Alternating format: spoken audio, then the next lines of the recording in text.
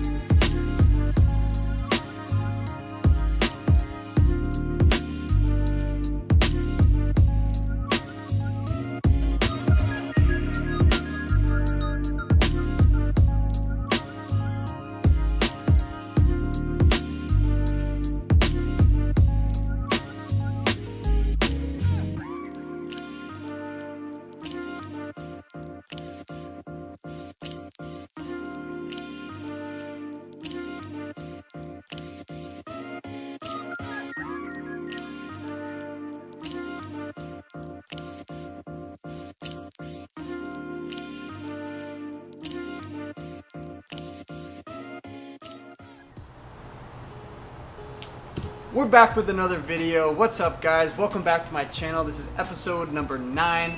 A crazy heater we went on in Agua Caliente. We bought in for $300 and within the first 30 minutes we ran up a stack to around $800. You're going to want to stay tuned to the end of the video because we leave with a giant profit. The beginning of this montage was from a short trip I went with my mom and my sister and my girlfriend to Lake Arrowhead, California. We got an Airbnb, went on some hikes, we saw some incredible views. If you've never been to Lake Arrowhead, California, it's in the LA area. It's not too far outside of LA. If you guys never checked it out, I definitely would suggest doing it. It's super cool.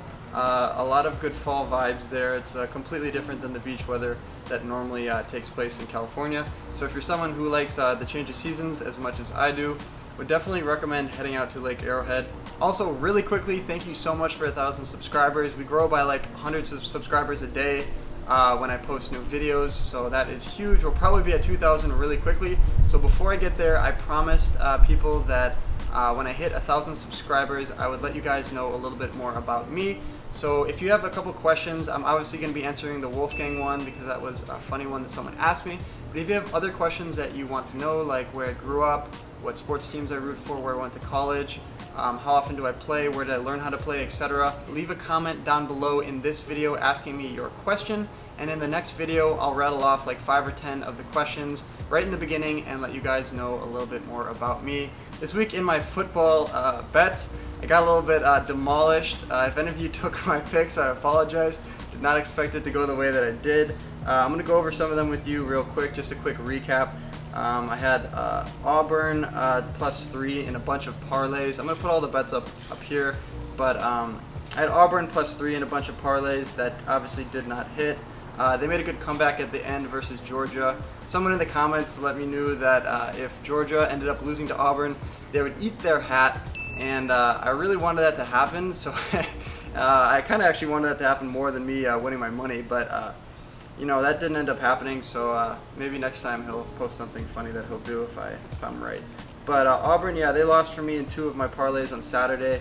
I did have Iowa -3, which was what I thought was as close to a lock as possible. I just didn't see Minnesota winning that. I thought they were overhyped, undefeated. So I took Iowa -3, which ended up hitting in both of the parlays that I put them in. However, you know, Ball State didn't come through. They lost a close one at the end there. And then the Auburn ended up losing, and then I had Houston in with Auburn, and that ended up losing too. Also had Iowa parlayed with Philadelphia on Sunday, and that one didn't do so well. Some of my other NFL bets, yeah, I got kind of demolished. I had a really good setup for my parlays. One of the things I like to do is I like to take a team that I'm pretty sure is going to win, and then parlay that with a bunch of other spreads that I'm confident about. So that this week it was Iowa that I was pretty confident about, and Cleveland. Both of them hit, so I was setting myself up nicely for the second half of the game. So I had Cleveland in a bunch of parlays, I think with 4, with some NFL ones. And literally, you can see that none of them hit. I had Cleveland with Philadelphia +3, didn't hit. Cleveland with Houston +4, didn't hit. I had Cleveland in a 4-team parlay, didn't hit. And then I had Iowa and Philadelphia that didn't hit, Chicago and Chargers that didn't hit, and I just had Chicago outright because, you know, I got a bet on my loyal team, but ended up losing a total of $320.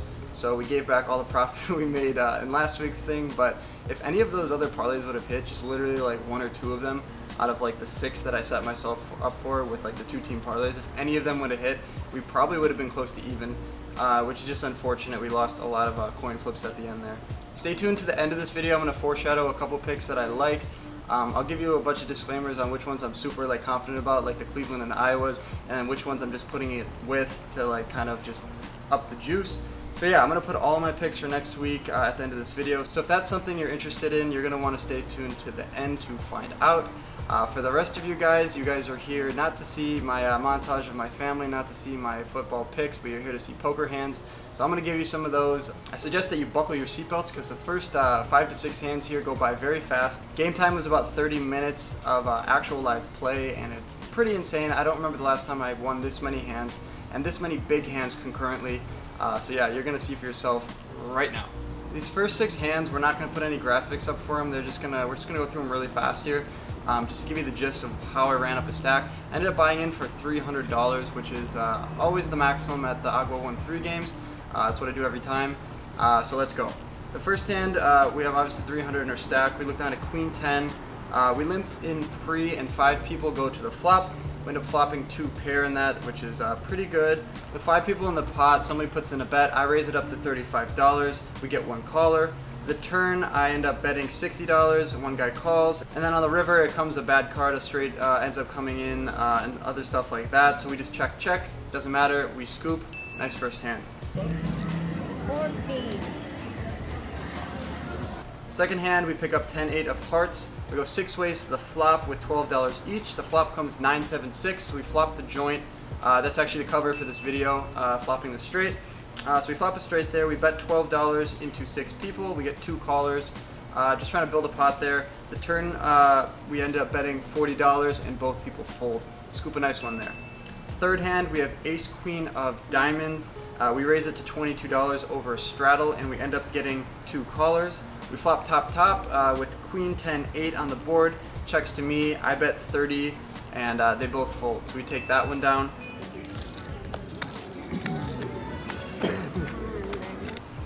After that, we pick up aces. What would a heater be without getting pocket aces? Pick up aces, I raise to 12. Pre-flop, we get 5 callers. The flop comes jack 10-8. I bet $36 and we get 2 callers, so we're building a nice pot here with aces. The turn comes to 4 diamonds. I bet $60 now and I only get 1 caller, so we're going heads up to the river. River comes to 7, so the board is jack 10-8 for 7. And it goes check on the river. Being called here on 2 streets and multi-wade, being called on the flop. I just didn't want to put in a bet there. I thought I just showed on my hand. I do. He shows a missed flush draw, so that's what people are calling us down here with, and we scoop that one. On to the next one, we have ace jack of hearts in early position. There's a raise to $8.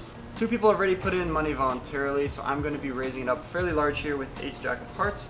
I raise it up to $40 from the big blind. We get 1 caller who is on the button, so we're going out of position, heads up to the flop, which comes 8-6 deuce with 2 hearts. So we flop the nut flush draw. I bet $34 just right into him, and he puts in the fold. So we take that one down, 5 for 5 here. Going into the 6th hand, we have queen jack of spades. I raise it up to $12 under the gun plus 2. We get 3 callers. The flop comes 10-6 deuce with 2 diamonds. Complete blank there, nothing's going on. Checks around. I just don't see a need to be putting in a bet into 3 callers there, so we're going to a turn, which comes a 6. Checks to me. I bet $18, planning on firing turn and river on good rivers, obviously, and we get 2 callers, so we are going 3 ways to the river, which comes an offsuit 4. So now the board is 10-6 deuce 6 4. The front door diamonds did not come in. I think this is a good spot to be putting in another bet here, representing a strong hand after betting turn and river into 3 people. That's what I do. I bet $52 and both people fold. So yeah, that was the first 30 minutes. Literally, there wasn't, maybe besides 1 or 2 hands in between each of these hands. We got all these hands right in a row. 6 hands in the first 30 minutes that we won, and fairly large pots too. So we worked our $300 stack initial buy-in up to $800. Very good stack building momentum here, and that's what we're going to pick up in the next hand.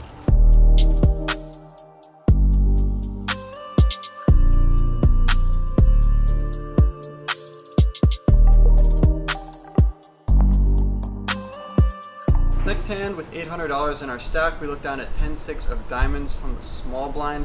That's 5 limpers to me, I complete, and the big blind checks. Pretty standard so far. The flop with $21 in it comes 9 of diamonds, 10 of clubs, 6 of clubs. I bet $10 with my 2 pair. Middle position raises to $20 with around 60 behind. Late middle position player calls a 20 with around 300 behind. So we got a short stack and a fairly deep stack both in the hand. I 3-bet now to $90, isolating the short stack. He ends up calling for less, and the guy with more chips ends up putting in the fold. I think this is a good play here because with 2 clubs on board and possible straight and flush draws, we have 2 pair, which is probably going to be good here. So we just want to get the most amount of money in right now. We want to charge out the draws, etc. Either way, we are going heads up with no more action because the guy is all in to the turn and the river. Turn comes a 5 of spades, the river comes a king of diamonds. He shows queen 10 for top pair on the flop with a queen kicker. We obviously beat that with our 10-6, and we scoop a nice $131 pot. With $850 now in our stack, we look down at queen of diamonds, queen of clubs from the under the gun +1 position. I raise it up to $15 over 1 limp, and we get 4 callers. Obviously a lot of action here. It's a game that we are enjoying playing, and the flop comes ace-5 deuce with 2 hearts. Obviously there's an over card. We have to be a little bit hesitant because there were 3 callers, and probably they're going to be a good amount of aces in these callers ranges. I bet $16 here. I just want to keep betting. I want to keep my range. I want to keep my range wide here. I don't want to check here, so I put in $16. Middle position now min raises me to $32, which is interesting. The button calls. And now, obviously, I know that I'm probably behind an ace here, but with only $16 to win a fairly large pot here, probably around $170, I think it's a no-brainer call. So I put in the extra $16 looking to hit a queen or give me other equity on the turn. The turn now comes a 7 of hearts. Checks to middle position now, and he bets $40. Obviously, 40 into 170.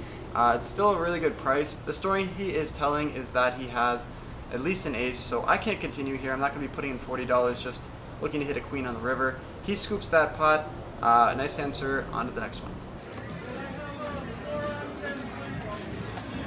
With around 850 in our stack now, we look down at 7 of spades, 6 of diamonds from the small blind. There's a couple of limps. I complete, and the big blind checks.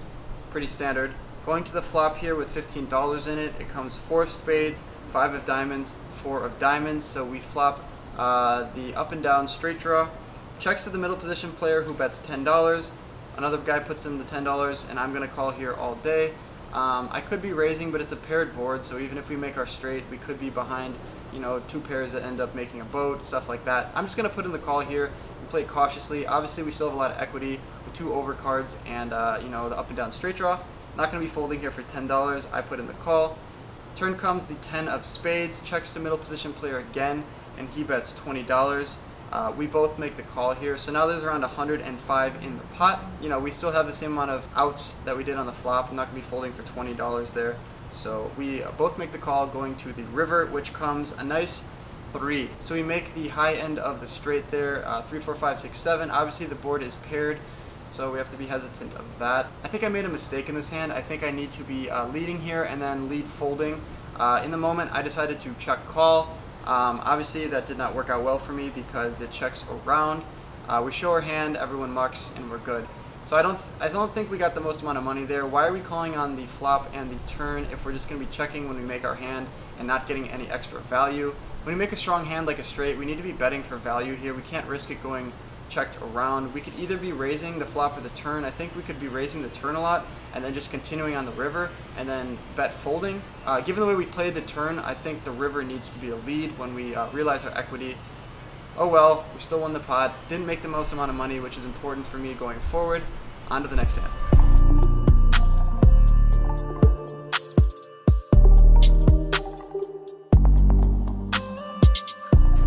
$160 now in our stack. We look down at Queen Jack of clubs. Small blind bought the button, under the gun limps, and now I raise it up to $14 from middle position. Folds around to the limper, and he's the only one who makes the call. So we're going heads up here to the flop. With $32 in the pot, the flop now comes 7-5-5 with 2 clubs, so we have 2 overcards, and obviously the club draw, which is nice. He now donks into me for $16 here, which I think is interesting. I'm not going to do anything other than call here. I think a raise here is not very smart because we're just folding out bluffs and just getting called by hands that already have us beat. So I'm just going to call here in position and see a turn card. The turn now comes the 10 of clubs, so we immediately get there on the turn with our club flush. This is a good situation to be in. He bet $16 here, and now I'm going to be putting in a raise right away. I don't want him to be getting to the river fairly cheap here with a king or an ace of clubs and outdrawing us. Likewise, if he has trips or somehow, or if he has another good hand, I want him to pay for it right away. I don't want another club coming out of the river and either beating us or killing our action. So we're going to raise it up here from 16 to 48. He ends up putting in the call here. I think we could also be sizing up a little bit more here in the neighborhood of $60. Either way, we made it 48. He calls, going to the river, heads up with around 160 in the pot. The river now comes the 10 of diamonds. Terrible card because it pairs the board again, so now there's 2 pairs on the board. Any 10 or any 5 makes a boat, which beats us. Obviously, that's terrible. If he had a 5, which is some of the hands we were putting him on when he donks into us on the flop, now it filled up. Terrible. Either way though, he checks it over to us, which I think is strange. I think if he had a boat, he would just be betting small and just trying to get value, like I said in the last hand. That is not what he does though. He checks it over to us, and we check it back here. We're just going to try to show down our hand here. We don't want to get trapped with a boat or anything like that. He shows pocket kings, which is pretty strange because he just limp called pre-flop with kings. Usually when you limp kings pre-flop, you want to spring the trap and come in for a raise, but he got super tricky with the limp call pre-flop. Ended up not working out for him because we show our flush and we scoop a $160 pot. But definitely recommend, if you are going to be limping kings pre-flop, to then limp re-raise. Don't just limp call. You're letting a lot of hands in that can make flushes, straights, and 2 pairs. So definitely would not recommend limping kings, but if you do limp re-raise, don't limp call. With $980 now in our stack, we have King 8 of hearts in the under the gun +1 position. The straddle is on to $6. The under the gun limps, I limp, and 2 other people limp. The straddle now raises to $18. He obviously has the ability to do so. Under the gun calls, I call, and late middle position player calls. This is not how I would be recommending to play King 8 of hearts. Obviously, it's most likely 9 times out of 10 just fold it, but given that I limped and then I was getting priced in, I just put in the extra money. Let's see how the flop plays out. $82 now in the pot. The flop comes 6-5 deuce with 2 spades. So it checks the late middle position player who bets $8. Both people put in the call here, and I know what you're thinking. Probably just fold this. You know, 9 times out of 10 here, you haven't connected with the board. You don't have any really backdoor draws at all. Just put in the fold here. You only have 1 overcard, but there's $82 in the pot, and the guy who raised pre-flop checked it over, and now late position, who is closing the action, puts in a bet of $8. If you had a good hand you wanted to protect, why are you betting, you know, 1/10 of the pot? That was my logic. And then the 2 people that called behind the $8 are probably on a 1 pair and a draw type hand. If you have a really strong hand and not just a pair and a draw kind of hand, you're going to be putting in a raise. You're going to raise from $8 to like 32 or 8 to 40 or something like that. You're not just going to go call and then call. So I put their ranges, you know, obviously they have us beat because we only have king high, but at the same time, I don't think they're that strong that they could call a raise, let alone if I barrel on the turn and possibly the river as well. So that's what I do. I put a lot of pressure on everyone, and I raise it up to $40 here. And like I thought, everyone put in the fold. So either I look like a genius or I look like an idiot if I'm wrong here and everyone puts in the call. But I hope you can see what my logic was there. I mean, there's 80 bucks in the pot, and the guy just checked it over to late position who puts in a bet of $8. I just don't see how that's ever like a hand that can call like 2 or 3 streets of betting there. So yeah, I just did that. That's not something I do all the time, like literally never. But it worked out in this spot, so I'm happy about that. And we're gonna go on to the next hand.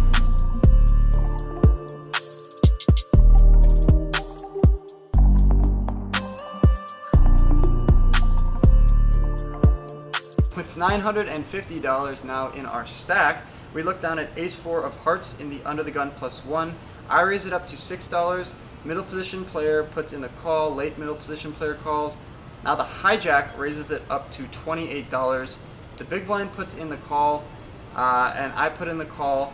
And now middle position player goes all in for less. So already a crazy hand here. The decision for me is, do I put in the call or the raise? I think with that many people showing strength pre-flop with the big blind just cold calling, you know, the 3-bet, etc. I'm just going to be putting in the call there, hoping to outflush somebody or maybe making a wheel or a 2-pair type of hand with the ace. That'd be nice. Let's check out the flop. Flop with $115 in it comes queen, 10, 4 with 1 heart. We make bottom pair backdoor heart draw. Decent, you know, not the best obviously, but decent. Checks to the hijack razor, and he bets $30 into 115.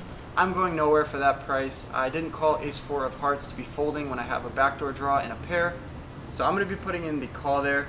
The turn now with $175 in it comes the king of clubs. I check, he bets $40 now, and because I lost all my runner heart outs, I'm just going to be putting in the fold here. 40 into 175. Obviously we're getting, you know, almost, you know, 4 or 5 to 1, maybe making this call here, so we only need to be good around 20% of the time. But it's just like, you know, I don't really have that many outs. He shows queens for top set and scoops that pot. So yeah, nice hand, sir.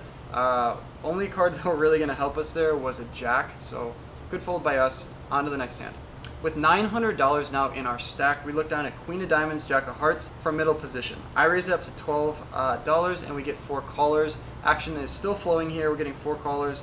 Awesome. Flop with 5 people in it comes jack of diamonds, 10 of spades, 7 of clubs. There's $60 in the pot.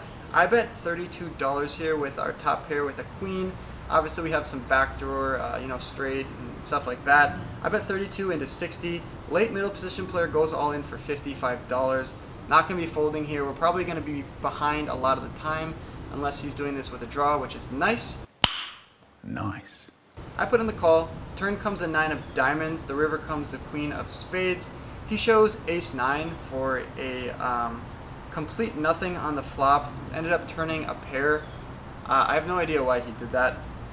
He doesn't really, you know, he blocks 8-9, I guess. Okay. But I'm never going to be folding there. When I bet 32, he makes it 55. I'd be a complete idiot if I did. So we end up scooping that pot, which is a gift. Thank you very much. On to the next hand. With $950 now in our stack, we are on the button with pocket 7s. There's 5 limps to me. I raise it up to $20 here. I don't want to just limp on the button here and then go a ton of ways to the flop. I want to tell the story that I have a good starting hand and then I can continue on good flops and turns even if I don't hit my 7. Either way, I raise it up to 20. Middle position player calls, late middle position player calls, so we're going 3 ways to the flop. With $70 in the pot, the flop now comes 4-4-4. We flop a boat, decent, pretty good. Probably going to be ahead of almost everybody else that just limp called my raise. Checks to me, I bet $30 here into 70, which I think is pretty good. Middle position player calls, so now I'm putting him on a pocket pair type of hand. I don't really put him as the type of player to just be calling me down light with an ace high. Turn now with $130 in it comes the queen of clubs. Checks it over to me again here, and I think this is an interesting spot. We could continue betting here and just tell the story that we have a pocket pair, or we have a hand that was just bluffing on the flop and then actually made a pair like an ace-queen, king-queen type of hand. That's what I end up doing. I want to make sure that if he has a hand that's better than my 7s, that's less than a queen, that he's in a tough spot here. Like if he had pocket 8s, pocket 9s, pocket 10s, obviously that beats us, and if we fire on the turn and the river, he might put us on a king-queen or ace-queen type of hand. So I want to get those type of hands to fold while also getting value from other hands that just don't believe us still.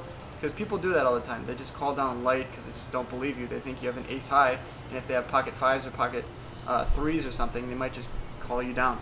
I put in a bet of $40 into 130. He puts in the fold and shows pocket 6s.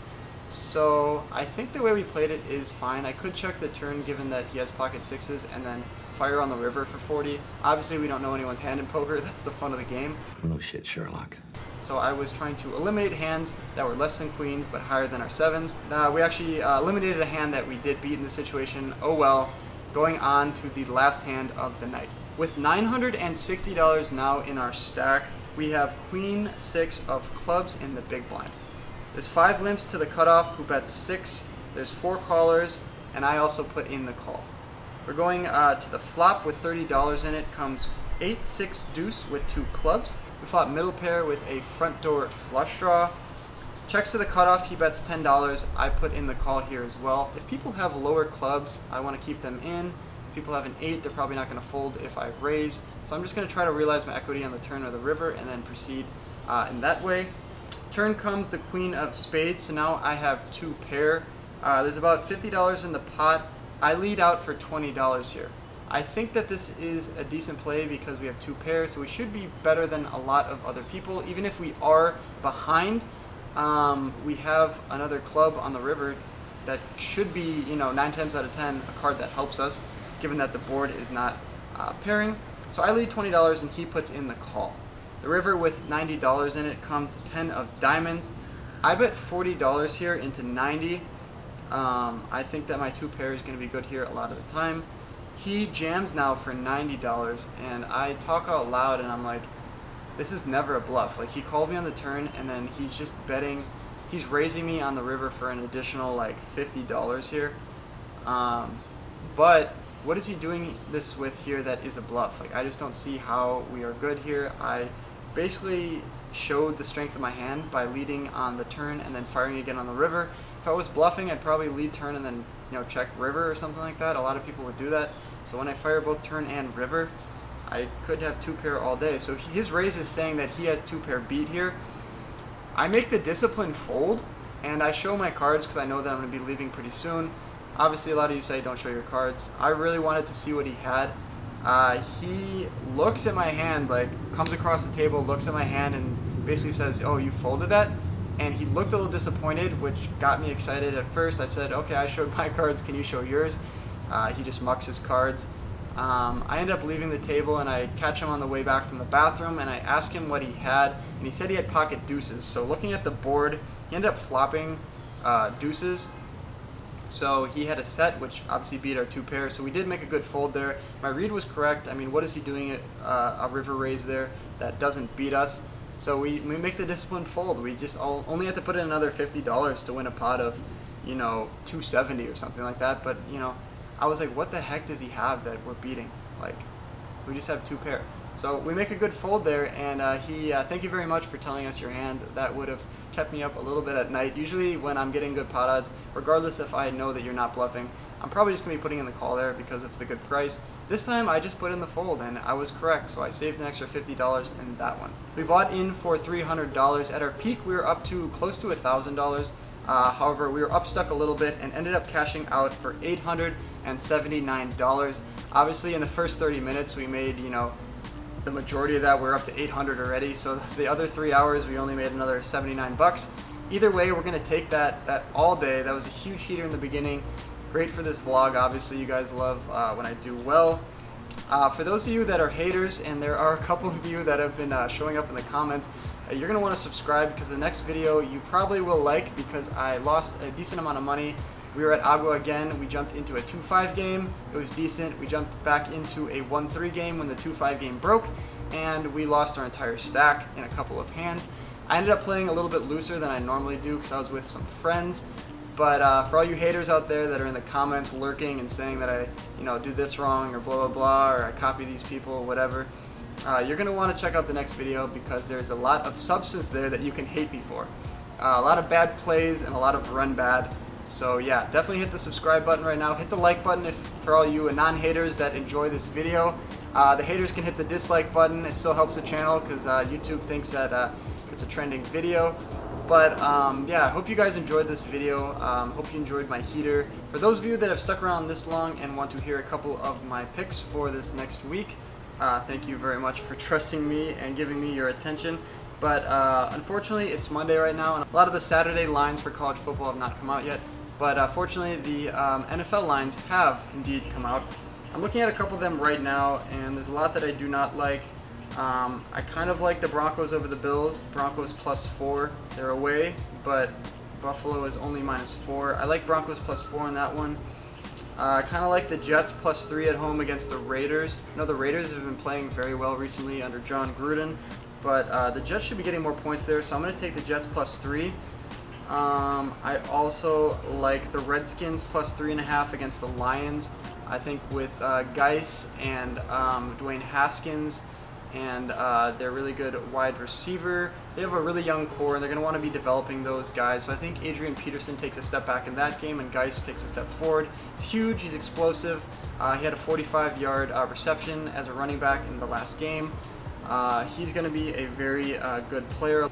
I also like the Packers over the 49ers, Packers +3. I think the 49ers, a lot of you are going to hate me for this, but I think the 49ers are a little bit overhyped.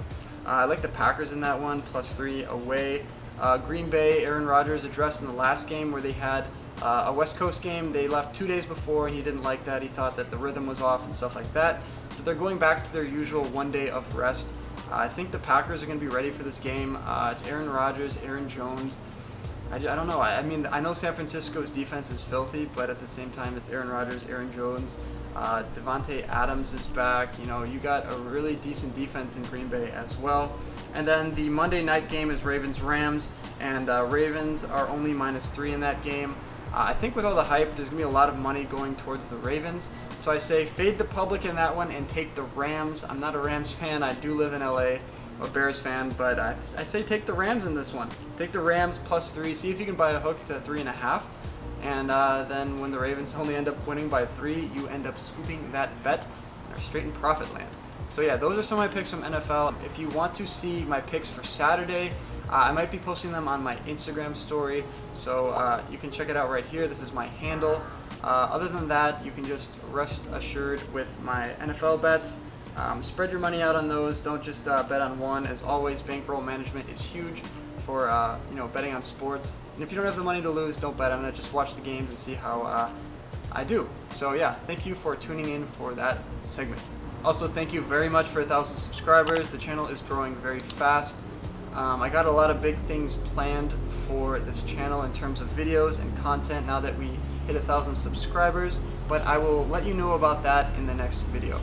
Thank you all for tuning in. I will see you guys in the next one. Until then, good luck on the tables. Peace. Thanks for watching to the end of my video. Click my head below to subscribe and stay in the loop. See you next time.